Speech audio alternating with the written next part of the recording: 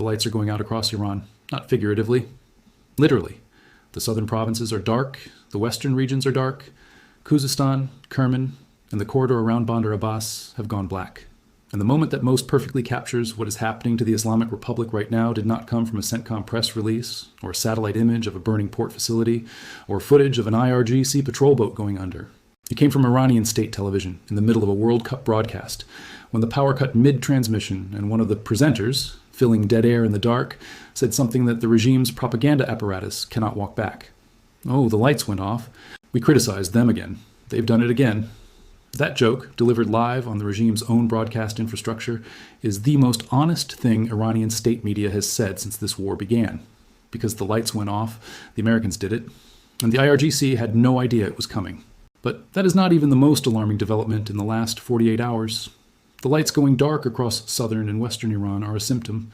The cause is a targeting campaign that has now expanded well beyond radar sites and coastal missile batteries into army barracks, infantry brigades, and the command intelligence architecture that gives the IRGC its operational eyes inside Iran's own territory.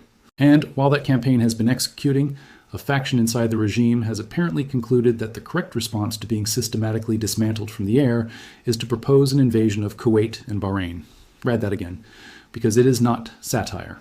But let's back all the way up, because to understand why the events of the last 48 hours represent a genuinely different phase of this conflict, and why the IRGC's invasion proposal tells you more about the regime's internal collapse than any battlefield communique, you need to understand the sequence that produced both the blackouts and the proposal simultaneously. Here is where things actually stand as of this week. CENTCOM has completed what it described as a 7-hour wave of strikes against dozens of Iranian military targets near the Strait of Hormuz and along the Iranian coastal areas. That 7-hour operational window, longer than any single strike wave executed in this conflict to date, hit Iranian missile and drone sites, naval capabilities, and coastal defense systems in a package designed to, in CENTCOM's own words, further degrade Iran's ability to threaten commercial shipping and civilian crews. The strikes took place the same day United States forces formally resumed the naval blockade against all vessels transiting to or from Iranian ports and coastal areas, which went into effect at 4 in the afternoon Eastern Time. The blockade is back. The war footing is total, and the targeting logic has now expanded inward in a way that the IRGC's evacuation orders 2 days ago were specifically designed to survive but failed to anticipate. That is the detail that changes the operational picture entirely. 2 days before this most recent wave, the IRGC issued an order to armed forces across Iran: evacuate the main headquarters, all major commands, all primary bases, all central facilities, relocate to secondary barracks. The reasoning was transparent and tactically rational. If the Americans are going to escalate their targeting, they will go after the headquarters first. The headquarters are the visible, mapped, intelligence-confirmed targets that appear on every CENTCOM target list. The secondary barracks are smaller, dispersed, less formally documented, and presumably harder to prosecute in the compressed timeframes of a continuous strike campaign. The IRGC was right about one thing. The Americans did hit the headquarters. What the IRGC did not anticipate was that CENTCOM would also hit the secondary barracks. All of them, including the ones they thought they had successfully dispersed their personnel into. The 388th Mechanized Assault Brigade, positioned in Sistan-Baluchistan province, was struck in the most recent wave. The majority of the brigade has been killed. The survivors, wounded, were transported to the nearest military hospital. And the footage from the checkpoints outside that hospital, IRGC members with machine guns establishing a security perimeter around the facility while bodies were brought in, tells you the scale of the casualty event, without requiring any official confirmation from Tehran. Governments do not establish armed perimeters around hospitals to manage minor incidents. They do it when the number of casualties arriving is large enough to create a public information control problem. This is what the expansion of American targeting beyond coastal infrastructure means in practice. It means the IRGC cannot protect its military personnel by moving them. It means dispersal into secondary facilities is not a survival strategy, because CENTCOM's intelligence picture is detailed enough to find the secondary facilities. It means the strategy of riding out the air campaign in barracks, while the regime's diplomatic apparatus tries to open a negotiating channel, is not viable because the barracks themselves are now on the target list. And then, layered on top of the 388th Brigade strike, came the targeted elimination that the IRGC command structure will feel most directly. IRGC Colonel Muhammad Naser Deivar, head of IRGC intelligence in Khuzestan province, killed by CENTCOM forces in the southwestern part of Iran, in the region that sits roughly adjacent to Kuwait and Iraq. Not a frontline commander, not a naval officer, the head of intelligence, the individual responsible for the information architecture that tells the IRGC what is happening in its own territory, where resistance is forming, what the civilian population is doing, and who the threats to regime internal security actually are. When you lose a radar site, you lose the ability to track incoming aircraft. When you lose an intelligence commander, you lose the ability to see what is happening inside your own country. Those are different categories of operational blindness. The radar blindness means the next strike package arrives without warning. The intelligence blindness means the internal security picture goes dark at exactly the moment when the internal security situation is becoming most dangerous. The protests are continuing. New armed resistance groups are forming. A formation called the G Military Group, drawing from political prisoners, families of those killed in the January uprising, and activists from the Bakhtiarian and Lor regions, has publicly declared its organization and its alignment with the broader resistance movement. These are not spontaneous civilian demonstrations. These are structured name formations with stated military intent, announcing themselves at the same moment the IRGC is absorbing brigade-level casualties from American airstrikes and losing its intelligence command structure in Khuzestan. The IRGC knows this. It is why the checkpoints with machine guns have expanded in Tehran and other major cities. The regime is simultaneously trying to defend against strikes from above and suppress movement from below, with a command and intelligence infrastructure that is being degraded in both directions at once. Now add the power grid. Because the blackouts that interrupted Iranian state television are not a side effect of strikes on military infrastructure. They are the opening phase of a targeting campaign against energy systems that President Trump announced publicly on Fox News earlier this week. Next week comes the power plants. Next week comes the bridges. Those are not threats. They are a schedule. And the power outages already hitting southern and western Iran, Khuzestan going dark, Kerman going dark, Bandar Abbas going dark, are confirmation that the schedule has begun executing ahead of the formal public announcement of its next phase. What the power grid represents strategically is different from what any single military target represents, and the difference is not linear. When a radar site goes dark, the IRGC loses situational awareness of a sector. When a coastal missile battery is destroyed, the IRGC loses the ability to threaten shipping from a specific position. When the power grid goes dark across an entire province, everything in that province stops simultaneously. Water treatment, industrial production, hospital emergency systems beyond their backup generator capacity, the communications infrastructure that the IRGC uses to coordinate between its dispersed units, the manufacturing processes that produce the drones and missiles that are being launched against Kuwait and Jordan and Bahrain. All of it stops, not sequentially, simultaneously. The economic and civilian pressure that produces is not incidental to the campaign. It is the campaign. It is the pressure track that operates on the Iranian population rather than the Iranian military, creating conditions where the cost of continued regime control becomes visible to 93 million people in the most direct possible form. Cold homes, dark hospitals, empty water pipes, a civilian population that has already absorbed years of sanctions pressure, currency collapse, and the economic degradation that comes from a government that spent its resources on proxy networks instead of infrastructure, is now absorbing the military consequences of that government's choices in the form of province-wide blackouts. That is not incidental. That is designed.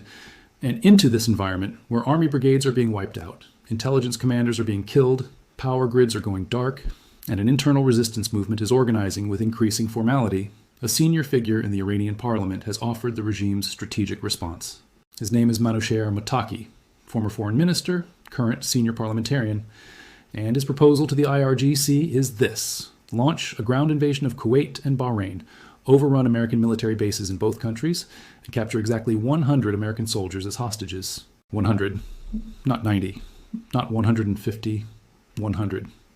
The specificity of that number in a proposal this strategically incoherent is itself revealing. It is the kind of precision that appears when someone is working backward from a desired negotiating outcome rather than forward from a realistic military capability assessment. 100 American soldiers taken hostage would theoretically give the regime something to trade, a negotiating card, a pressure point. The theory is that capturing American personnel would force Washington to pause its air campaign and enter a different kind of conversation. The operational theory bears no relationship to the operational reality. The IRGC has spent the last week unable to effectively defend its own coastal installations against American strike packages executing at 5 consecutive nights without a single aircraft loss. It has dispersed its ground forces to secondary barracks to avoid being targeted, and those barracks are now also being hit. Its intelligence commander in Khuzestan is dead. Its power grid is going dark province by province, and Mottaki's proposal is for this military, in this condition, to cross an international border, enter Kuwait or Bahrain, assault a United States military base, and take 100 American service members prisoner without triggering the kind of response that would end the conversation before the first IRGC soldier reached the perimeter wire. The Americans who would be waiting on the other side of that perimeter wire are not a theoretical force. They are the same military that has been executing 5 consecutive nights of strikes across Iran without a single loss. The same military whose carrier strike groups, 20 warships, and hundreds of aircraft are operating across the Middle East theater right now. The same military whose autonomous sea drones just destroyed an IRGC submarine pen that the regime thought was hidden. The IRGC's proposal to invade Kuwait and capture American soldiers is not a military plan.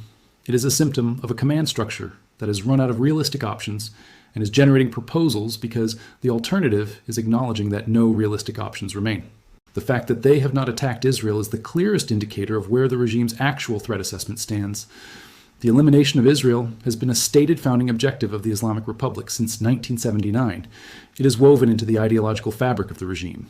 And yet, for weeks of full-scale conflict, with American and Gulf partner infrastructure being targeted from Kuwait to Jordan to Bahrain to Qatar, Iran has not fired a single missile at Israeli territory. Not one. The regime knows what happens the moment it does. It knows the Israelis will enter the conflict with full commitment, that F-35s and F-15s will be operating over Iranian territory alongside American aircraft, that the weight of the combined strike package will accelerate the timeline of every outcome the regime is trying to avoid. Iran is terrified of Israel. The absence of Israeli targeting is the most honest strategic communication the regime has made since this war began. They are not attacking Israel. They are not attacking Saudi Arabia, which they struck in a previous conflict cycle. They are barely engaging the UAE because they know the UAE is more angry than its public statements suggest. They are targeting Kuwait, Bahrain, and Jordan, smaller countries, countries with less capacity for independent military escalation, countries where the optics of Iranian strikes are managed enough that Tehran can maintain the domestic narrative of effective resistance without triggering the kind of coalition expansion that would end the campaign on a timeline the regime cannot survive. Now look at what those strikes on Kuwait, Bahrain, and Jordan are actually achieving, because the gap between the claimed effect and the verified effect is the operational signature of a military whose targeting accuracy is being degraded in real time. Kuwait absorbed Shahed 136 drone strikes on oil storage facilities. Some of those drones got through. There was confirmed impact on an industrial facility. Kuwait's air defense systems, operating with American support, experienced failures that allowed at least some Iranian ordnance to reach targets. A Kuwaiti Navy vessel was struck with serious injuries to crew.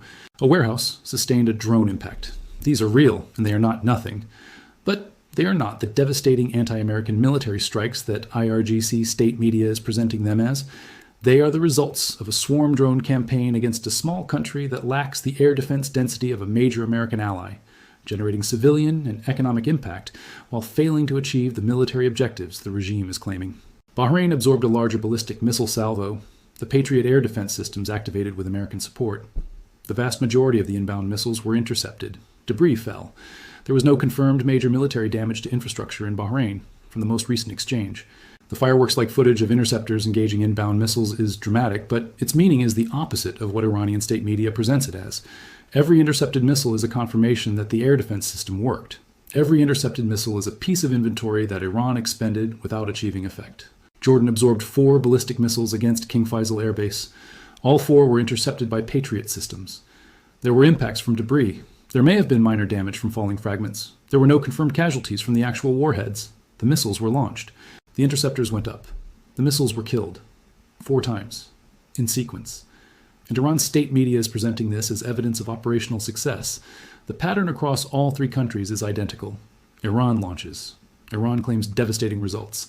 The countries absorbing the strikes confirm interception rates that leave actual military damage far below the threshold required to affect American operational tempo in any meaningful way.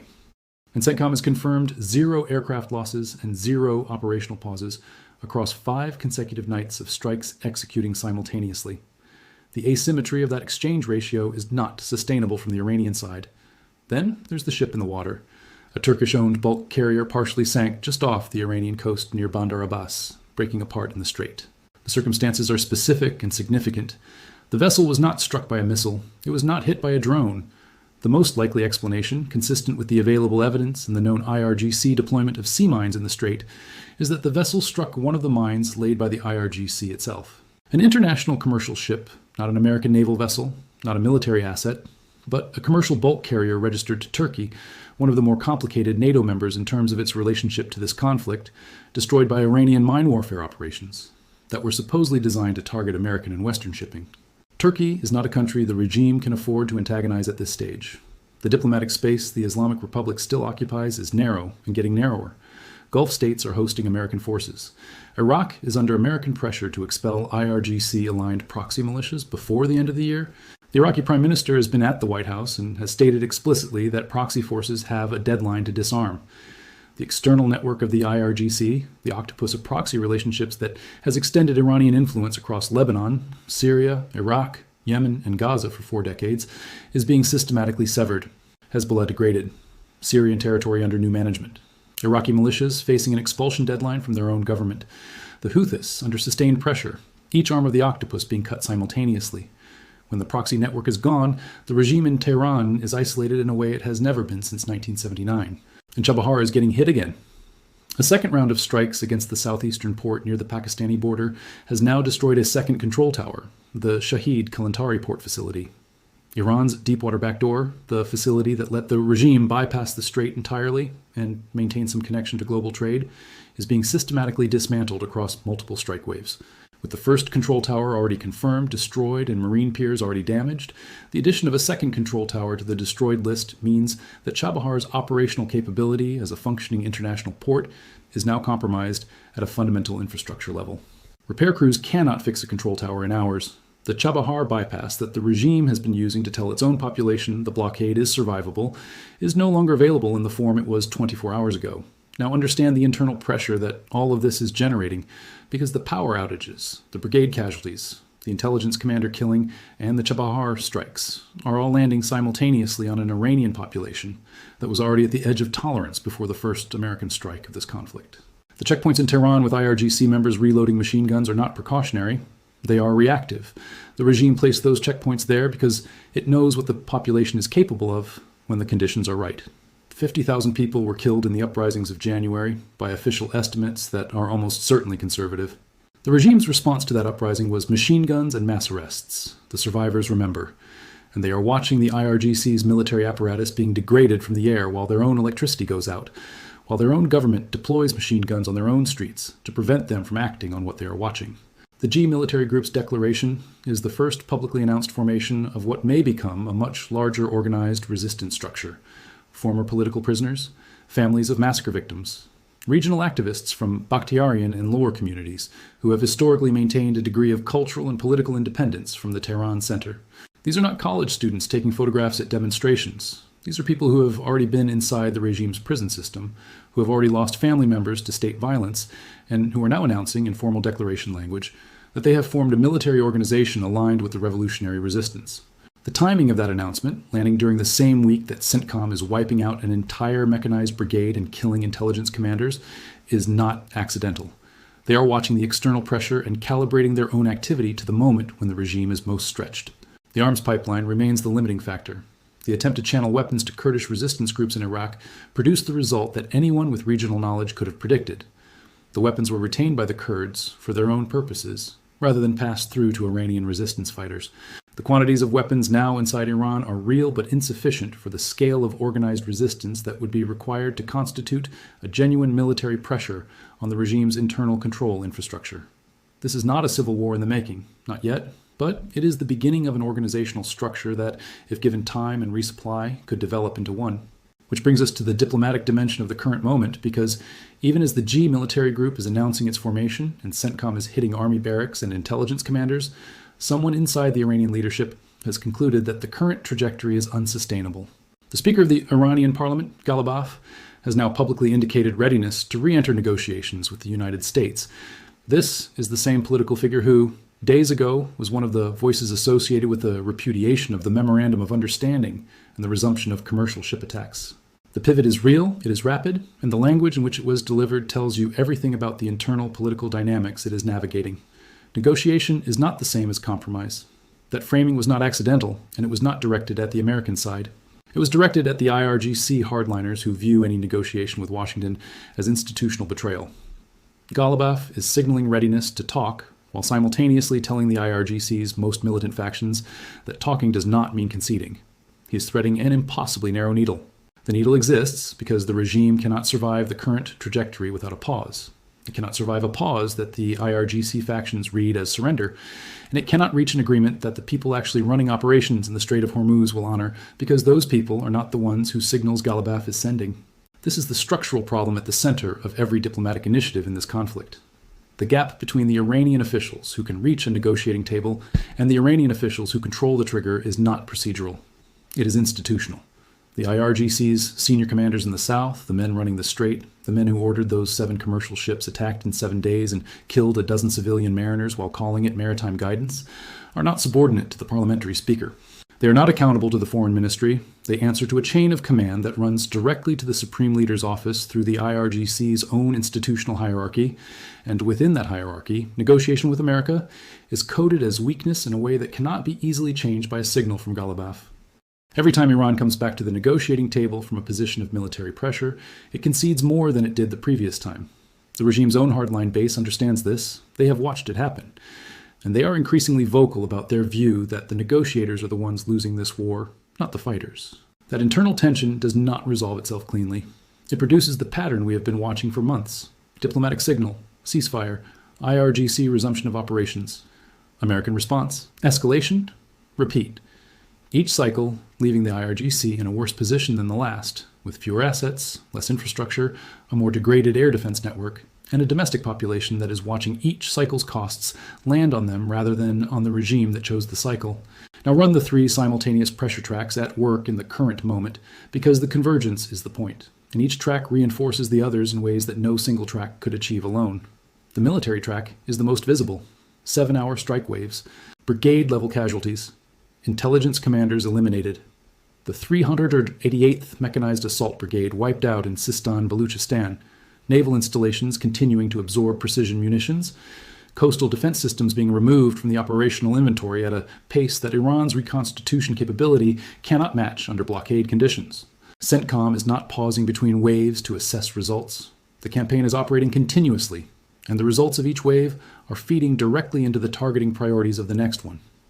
The intelligence picture that CENTCOM is working from is getting more complete with each strike, not less, because every destroyed Iranian position reveals the adjacent positions that were depending on it for cover.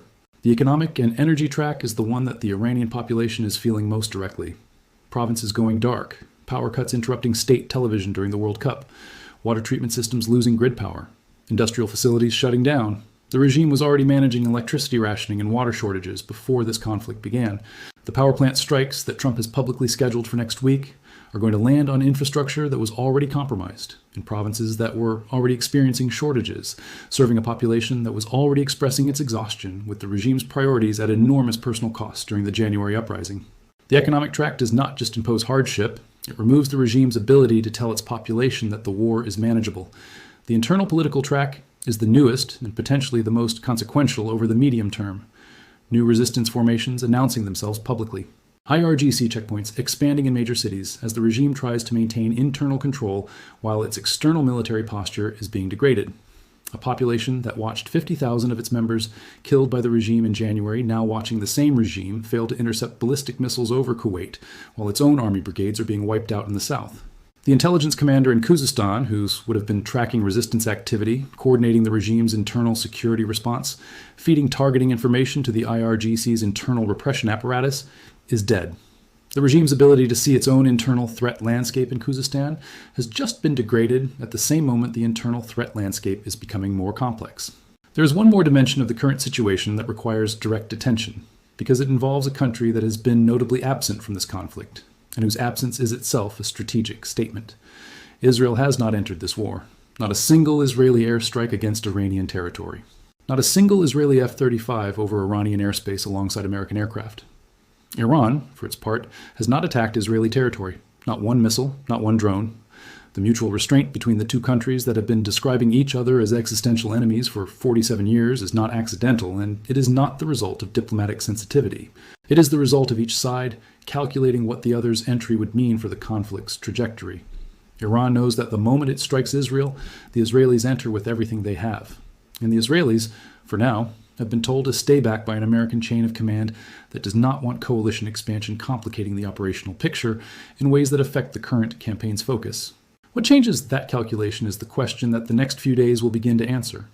If Iran, facing the combination of brigade-level casualties, power grid degradation, intelligence command elimination, and a resumed blockade, decides that it needs to expand the conflict to survive it, Israel is the natural escalation target. Not because attacking Israel is strategically rational from Iran's position, it is not, but because it is the one action that would immediately change the character of the conflict in ways that might, from inside Tehran's decision-making, look like they could produce a different outcome than the current trajectory. It would be a mistake of catastrophic magnitude, but it would be consistent with the invasion proposal coming from the parliament and with the poster in Tehran's central square showing the American president in a coffin. These are not the signals of a regime making calibrated strategic decisions. They are the signals of an institution under terminal pressure generating proposals, because the alternative is acknowledging that the current situation has no exit, that the hardline factions will accept. Ghalibaf is signaling that negotiation is not compromise. The G military group is announcing its formation. CENTCOM has completed a 7-hour strike wave and will execute another one. The power plants are on a publicly stated schedule. The bridges are on a publicly stated schedule. An IRGC colonel who ran intelligence for a province that borders both Kuwait and Iraq will not be running it anymore. The lights are out across southern and western Iran, and on Iranian state television, during a World Cup broadcast, a presenter said in the dark what the regime cannot say in the light. The lights went off. We criticized them again. They've done it again. That presenter was making a joke about the regime's habit of blaming every power failure on state media criticism. But the joke landed differently than it was intended, because this time, the lights did not go off because someone complained on a talk show. The lights went off because CENTCOM has a targeting list, a publicly stated schedule, and a 7-hour strike capacity that it has been running every night for a week without losing a single aircraft. The lights went off because the campaign is working exactly as it was designed to work. And the lights going out is not the end of this phase of the campaign. According to everything that has been stated publicly at the highest levels, on the record, for the world to hear, it is the beginning. Next week comes the power plants. Next week comes the bridges. And somewhere on a secondary army base in a province that thought it was too far from the coast to be a target, soldiers who evacuated their headquarters 2 days ago on IRGC orders are now discovering that the Americans found the secondary barracks too. The lights are already out, and the 388th Mechanized Assault Brigade is already gone. The question that the next 72 hours will begin to answer is whether the faction of the Iranian leadership that is signaling readiness to talk has the institutional authority to actually make the people still pulling triggers stop pulling them. Because if it does not, the power plants will be next. And after the power plants, the target list does not get shorter.